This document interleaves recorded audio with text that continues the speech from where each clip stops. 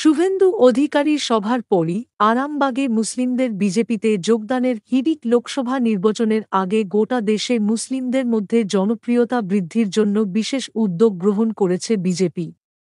আর সেই উদ্যোগের ফল মিলতে শুরু করল পশ্চিমবঙ্গে। গত কয়েকদিনে আরামবাগ লোকসভা কেন্দ্রের বিভিন্ন বিধানসভায় বিজেপিতে যোগদান করলেন বহু মুসলিম।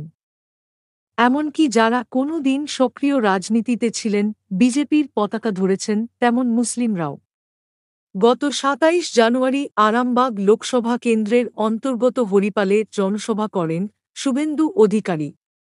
সেখান থেকে মুসলিমদের উদ্দেশ্যে বিজেপিকে সমর্থনের আশ্বাস দেন তিনি। শুভেন্দুবাবুর সভার পর সপ্তাহ ঘুরতে না ঘুরতে হরিপালে বিজেপির পতাকা ধরলেন বেশ কয়েকজন মুসলিম। আরামবাগ সাংগঠনিক জেলা বিজেপির সভাপতি বিমান ঘোষের হাত ধরে দলে যোগদান করেন তাঁরা। দিন কয়েক আগেই আরামবাগ লোকসভা কেন্দ্রের অন্তর্গত গোঘাটেও ঘটেছে একই ঘটনা।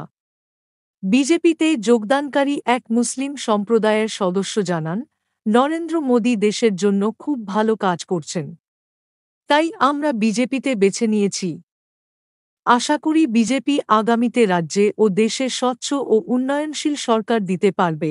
বিমানবাবু বলেন, মুসলিমদের বিজেপিকে নিয়ে ভুল বোঝানো হতো।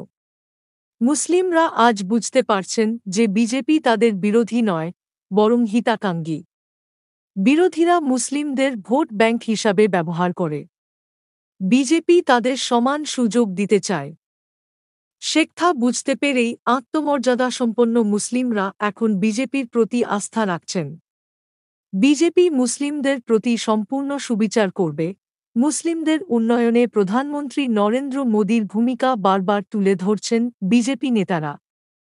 এ রাজ্যে মুসলিমদের প্রতি আক্রমণের ঝাঁজ কমিয়েছেন বিজেপি নেতারা।